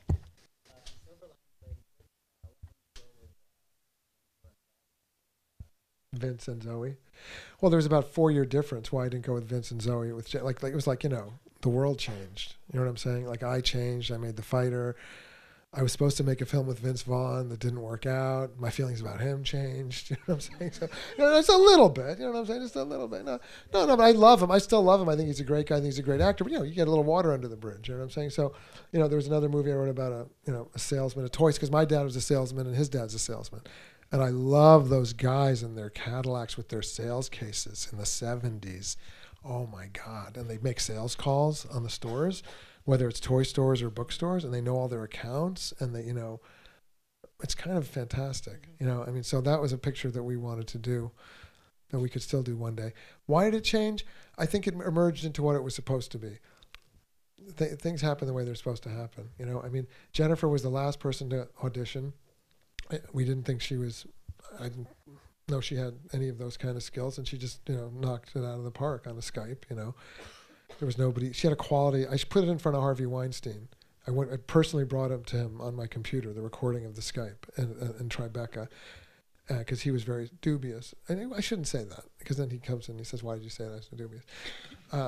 No, he wasn't. He just, you need to prove it to people. You know what I'm saying? He had every right to see the audition, right? So he's the boss. So I brought it to him, and within 30 seconds he said, "Oh my God!" This is shot in her parents' den in Kentucky. She's just like doing scenes and crying and stuff. And so it's just like it gave you that thing, like you kind of got chills right away. And Cooper, I love underdogs. I love people who, like Amy before the fighter, or like Bradley before Silver Linings. People are like, I don't know about that person. I'm like, really? Watch this. I know from knowing that person a little bit, they've got it in them, and they're gonna. He has a childlike innocence on his face that really suited that character. His eyes can look a little crazy, which is helpful to that character. His beautiful blue eyes that can sometimes look like too intense. And in Wedding Crashers, he was credibly very frightening to me as a person who I saw that and I said, that guy is angry. Mm-hmm. And I said that to him when I met him. And to his credit, he gave me a very soulful answer about that, about what was happening in his life at that time and how he was angry. And he did hide behind anger and sarcasm, and that changed. Mm-hmm. Wow. Yeah. That's kind of the story of the guy in the movie, a little bit. So he had a lot of depth there. De Niro and I both have family members who have struggled with mood disorder and other, so it was very personal to both of us. He cried when he talked to me about it. So it was very deep for him. Mm-hmm. He wanted to do it really bad, And Jackie Weaver, had just been in Animal Kingdom, and she had got nominated for an Oscar for that. So then you got all these great actors like John Ortiz, who plays his friend Ronnie. I wanted ethnic-specific neighborhood types. All these handsome people come in and audition. I say, I'm not going to put super handsome people in my movie. It's like, it's not like Beverly Hills 90210. I want a guy who looks like a person. I'm no disrespect to handsome actors who are here, but there's only room for maybe one handsome actor in the movie, and you have to kind of fuck him up a little bit. So, like, bring out like his scars. Bradley has a real scar here. We brought out all of Bradley's instead of covering them, we made them up more so they showed more. We cut his hair down and took away the pretty boy from him, so and then he looks kind of like a guy. I love actors like that, like Jennifer Orham. They can almost be character actors. From certain angles, either one of them look very ordinary or a little asymmetrical, but from certain angles, they're just devastatingly beautiful, so that's a nice quality. What about the big boss? Sorry, oh yeah, Alex, big boss. Can you talk about Chris Tucker? Because that's the only non-Rush Hour film he's been in. Harvey Weinstein loves Chris Tucker, and he has this vision for Chris Tucker. He really, really, really, really wanted Chris Tucker to play this role. And one of the things I love about Harvey is that he is passionate. He's a passionate guy. And so because of that, I met Chris, and I fell in love with Chris, and I do love Chris. He's a beautiful guy. And he brought exactly what he was supposed to bring to the picture. You know what I'm saying? And he wants to do more stuff like that, I mean, he's he should do more of it. And I hope he will. I think, he's going to do a movie now, I heard. He's funny. Yes.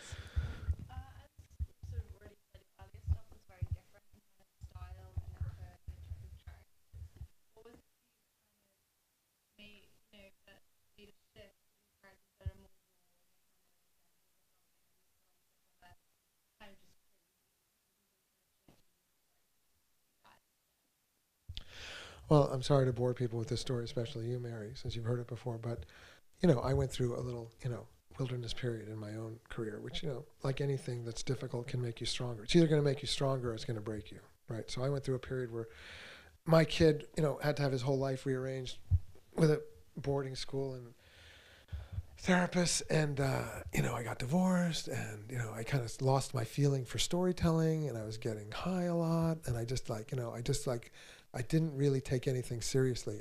Everything seemed the same to me.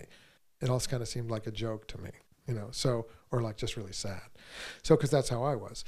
So I went through that period, and when I came out of it, I was very clear when I came out of it.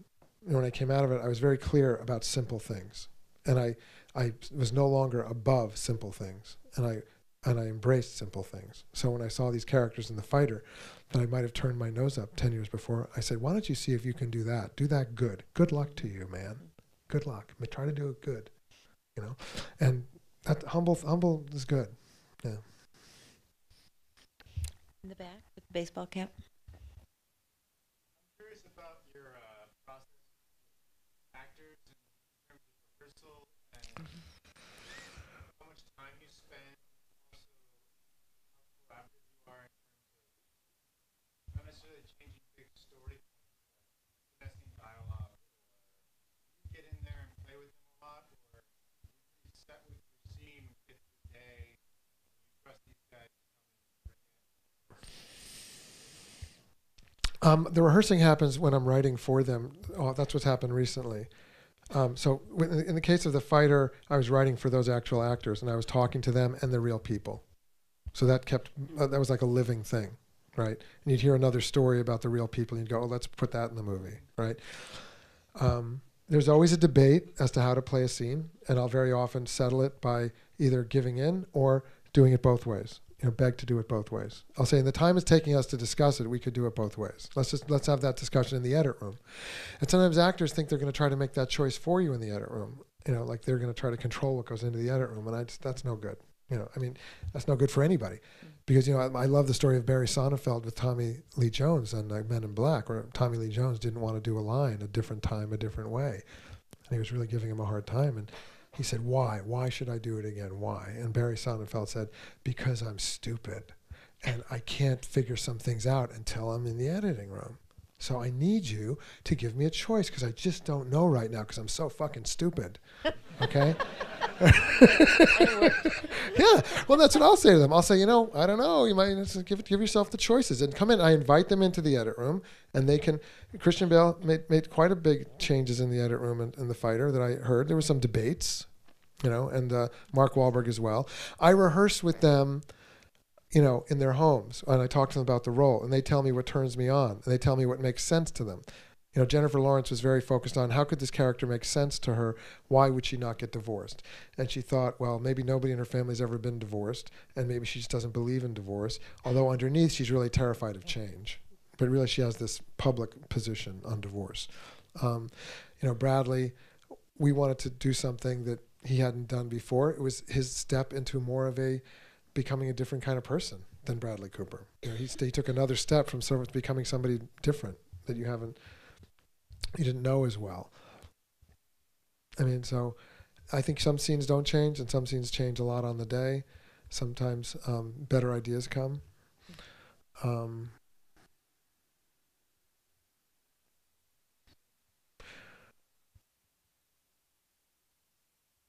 Sometimes you get there and things don't work the way you thought they were going to work, right? So it's one thing for it to work on the page, but it's another thing, then all of a sudden you're like, oh, this seems kind of dumb right now, or why is it seeming dumb right now? Yes. You tend to use a lot of popular music. What makes you see like a couple of guys together, and when do you think like the Beach Boys, or like American Hustle, you have like Smoke and Hugh Elton John? And before the Beach Boys, it was Bach when they were shooting the. Because I write to music, and I pick music that I love, and I have a treasure trove of it that you draw on it like from an arsenal, when you want to deploy it. And sometimes it really helps you write a scene. I liked the counterpoint of something that was so American. See, I also like embracing things that are not cool. I like to embrace popular music that is not cool, and then I like to make it cool because it shows that it was judged too glibly. So that can be true of Live and Let Die by Paul McCartney, or that can be true of I Get Around by the Beach Boys, which I think is truly a great song, and a lot of songs that get underestimated. So I try to pick like a Bee Gees song, because the Bee Gees are completely devoid of any irony whatsoever, and they're completely sincere. And so, like in what we were talking about with the Lynch pictures, you can laugh at it, but then it's for real. Jennifer Lawrence is really crying. Amy Adams is really scared, and Christian Bale is really scared. So that's really happening, but it's this operatic falsetto is happening. So I try not to pick the obvious choices. I was very proud of a song that I had heard when I was in college that we used in Three Kings. That was by a French rapper named Plastique Bertrand. Has anybody here ever heard of him? Wow. Yes. How do you know that? I like obscure. There, really? Is that true? I just posted it on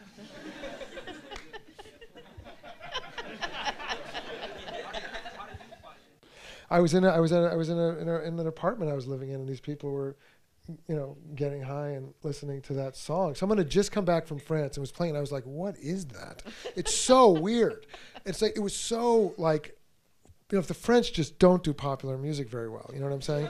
Like there's just something about it that like isn't quite French. You know what I'm saying? Have you ever heard them try to do like a rock anthem or something? There's just something that you're just like, "Ow, wow," But so it was like that. It was just kind of genius. Yeah, it's kind of brilliant. It's kind of that Run DMC era, like with early rap. You mentioned you're a slow reader. How does that work in business with all you do is read? You have to read scripts, read books, read articles.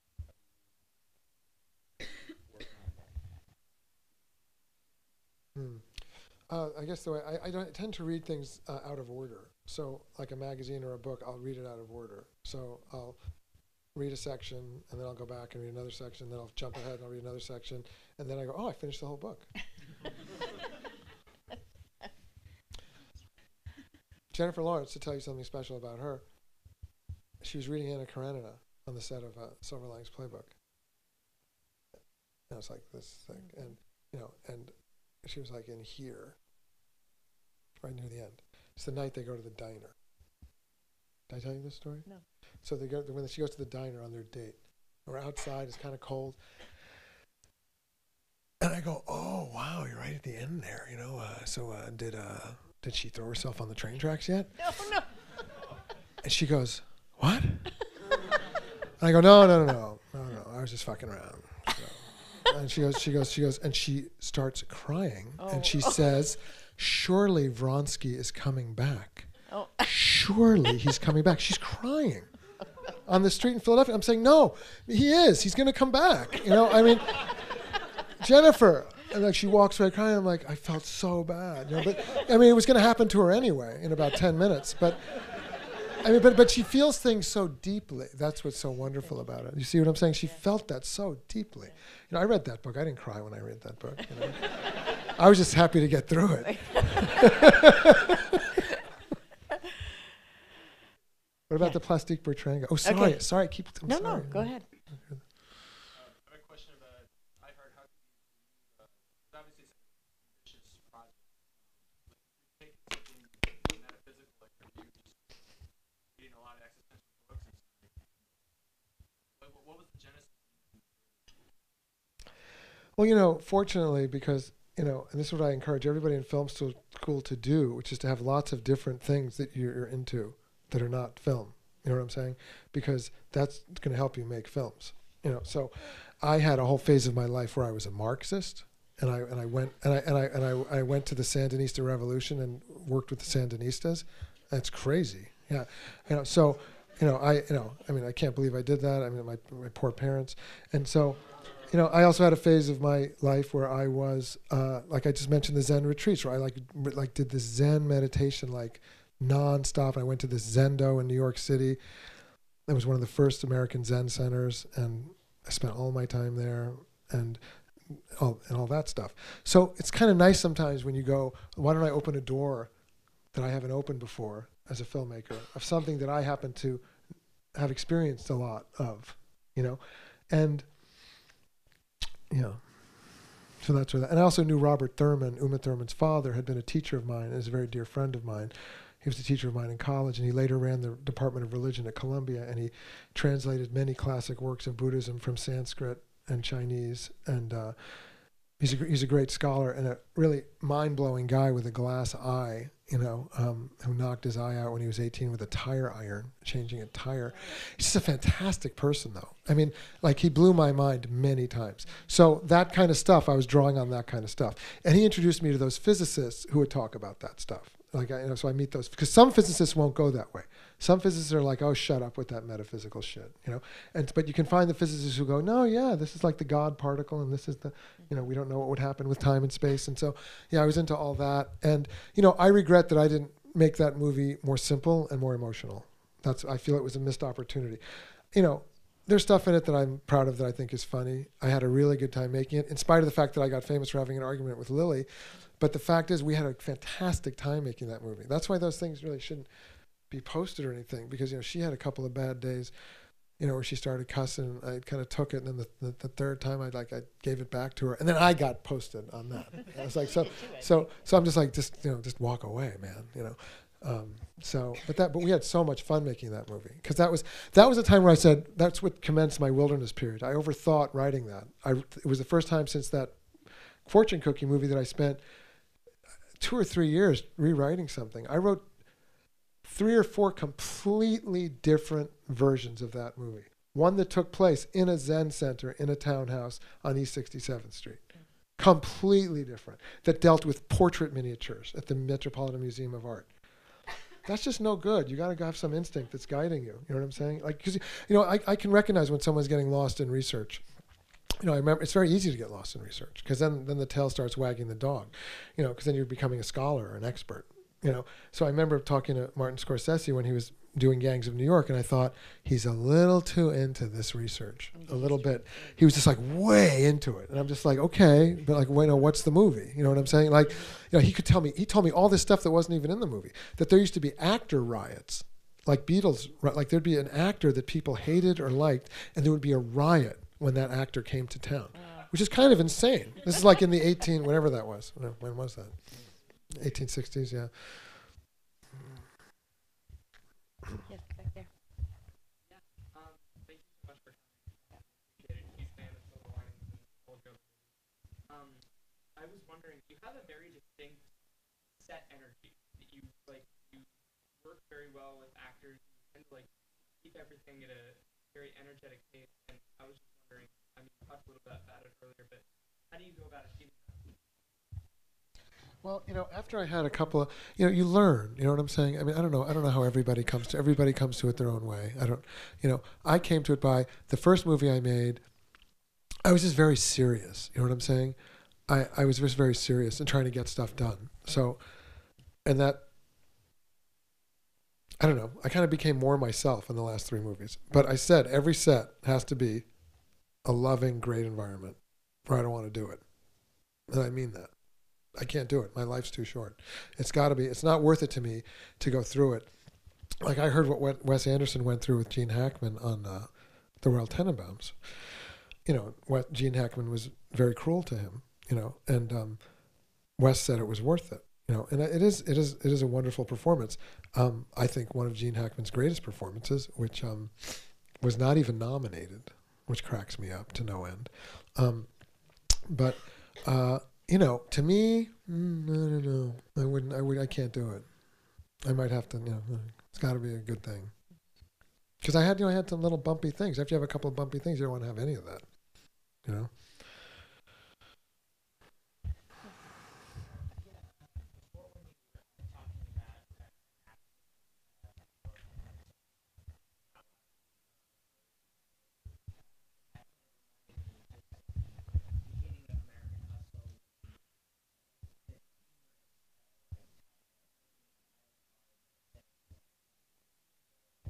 Some of this actually happened. Some of this actually happened, yeah. I was just going to say, Which I did not intend to be humorous. But I get how it came out humorous. But that was the truth. That was as accurate as you could say about the movie. You know what I'm saying? Some of this actually happened. And you say it with the actually makes it like it's kind of crazy. Like the craziest stuff in the movie did happen. The microwave did happen. The what? Chic. The Sheik happened, where the gangster spoke Arabic. That's a real guy named Al Malnick, who somebody told me he's Brett Ratner's godfather or something. Because Brett Ratner's from Miami, and he said that he did say that Al Malnick speaks fluent Arabic, which is very strange, for a Jew from Miami, So that's what we based that on. Because they sat down, and the Sheik wasn't even a Mexican guy like Michael Pena. He was, a white guy, Brian Dennehy's brother, with like Mantan on, So, so it was just the real things were much, much worse. It's never Mantan. But did you finish your question? Sorry. Oh, yeah, no, I was just saying, as like a writer, often, I'll read a news story or try to change all obligation to put something as the truth.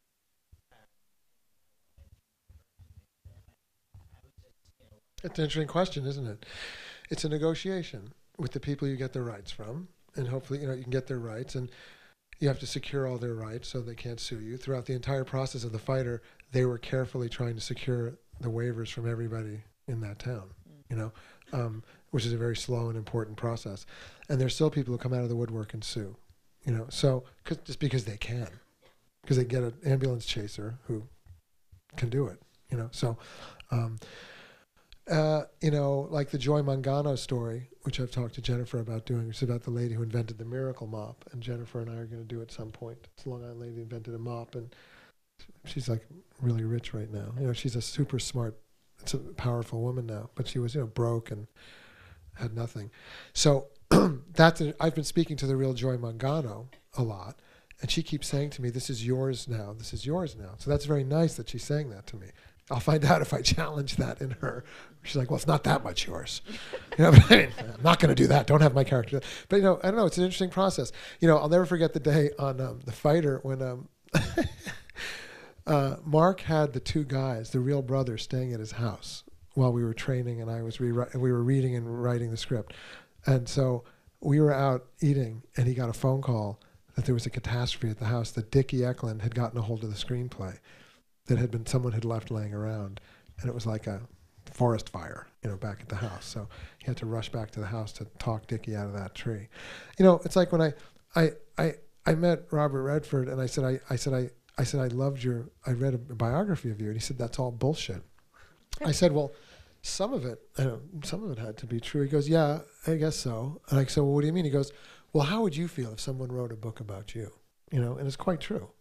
So it will never, I have to say that to the people time and again, this is never going to be exactly you, but I try to make it true to the best spirit of those people. Like Carmine Polito, the mayor in American Hustle. What was true was that the FBI truly liked him and loved him as a person and respected him, as did the people of Camden, New Jersey. So I had no interest in painting him as just a bad, empty person. I had no interest in that. So I took great care to make him a very admirable person or lovable person. So I think that's important, Okay, just a couple more. Yeah.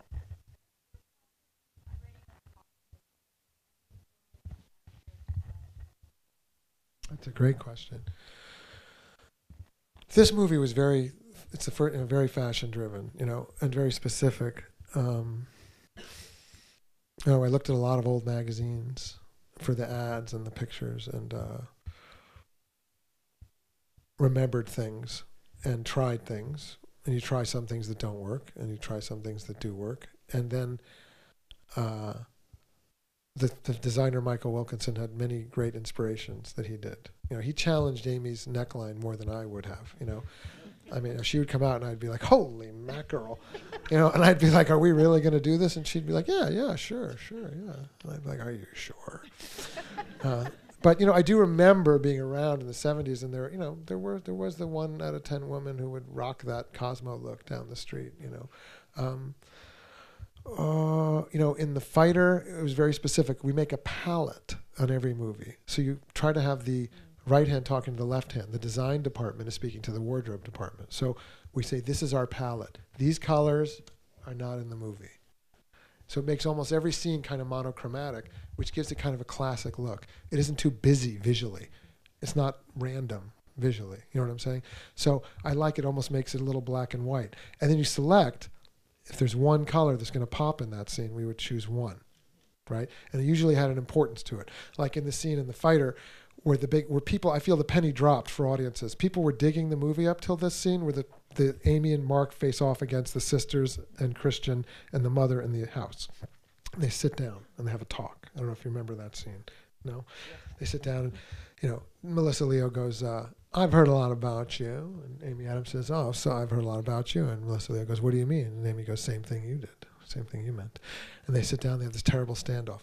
Mark was wearing a really bad early 90s red shirt with like little almost quilt, yeah, kinda, and kind of like these little dot designs in it, like that we all thought were so cool in the 80s and 90s. So he had that on, so it was great because it was really tacky and I loved it. It was specific, and he was the center of the scene. It was all an argument over his fate. Everybody was arguing over his soul, so that made sense. things like that, I guess. That's interesting that you choose a palette. Have to look at Well, if you look at a Buñuel film, like The Discreet Charm of the Bourgeoisie, it is so meticulous and fantastic, the design in that film.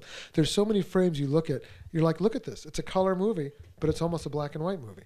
And there's one beautiful gold, there's a white Citroën, there's the gray street, there's a woman in a white dress and a black skirt, and there's one golden thing in it, the color of gold. And Judy Becker's a fantastic designer. You know, she's kind of hit her stride with The Fighter.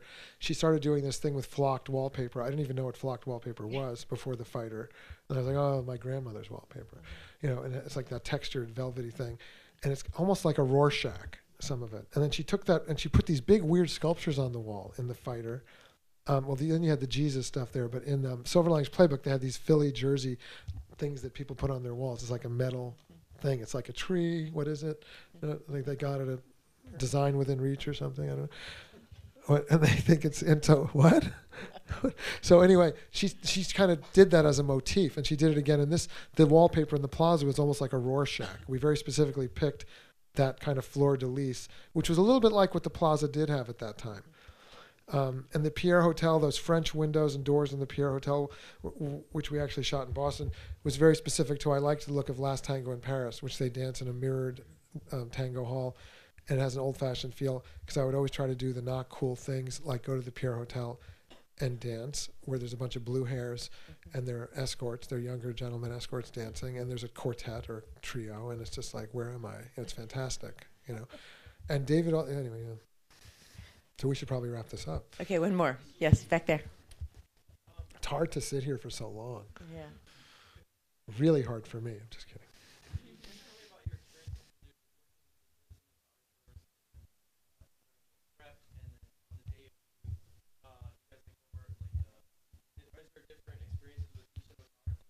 Yes. It's very important that you have a great marriage with your cinematographer, because you are married, you know, and you should make it a good marriage, you know, because otherwise you're going to have to be married to somebody that you're having a passive-aggressive relationship with, and that's really, really unpleasant, you know. And I remember even Martin Scorsese telling me that Bob Richardson, he was tired of Bob Richardson debating with him about shots. And I said, even you have to debate with the cinematographer about the shots? And he said, yes. And I realized that it wasn't just me, you know. And David Fincher, I spoke to him on the day that he was making Panic Room, and he had fired Darius Kanji, who's a great cinematographer. And I said, why did you fire Darius Kanji? He said, it's a movie that takes place in one house, in one room. We had 12 weeks to prep it. I made all my choices. I don't have time to massage his ego and listen to him pitch me some idea every day, like 5 times a day. I just can't do it, you know. So there's a place, I try to reach a happy medium. I want people to feel happy and participatory. I want them to love me and me to love them and us to love the material and be super excited about it and have lots of inspiration about it. I am going to be kind of dictatorial about it, but sometimes I come outside and then there's like a crane and there's a thing, and I'm like, I go, okay, do your thing. You know, they want to do it. He has a thing he wants to do, you know. I go, I don't know. I go, so, okay. So he did, you know, like when they're outside that restaurant where they go for, in Camden, when they go out for dinner where Jennifer Lawrence gets drunk, it's this kind of, we actually didn't use the crane shot. But it's a nice shot on this. No, it kind of comes across the street. It's like you have this big feeling of the street. It was very nice. No, but I want everybody to have their ideas. I do collaborate with everybody. I'll hear any idea anybody has. I'll say pitch without shame, spitball without shame. That's how you get all the good ideas out. You can't be afraid to put an idea out. You got to put an idea out. And if we have time, we'll try it. You know, I don't like it when your idea knocks my idea out of the box if I wasn't totally convinced that we could do both or it was the best idea. So you have to time the days. I made my first 3 films. It was 4 films till I discovered how it was working, that the camera and lighting department would light for 3 hours and then I'd get to shoot for 1 hour. Wait.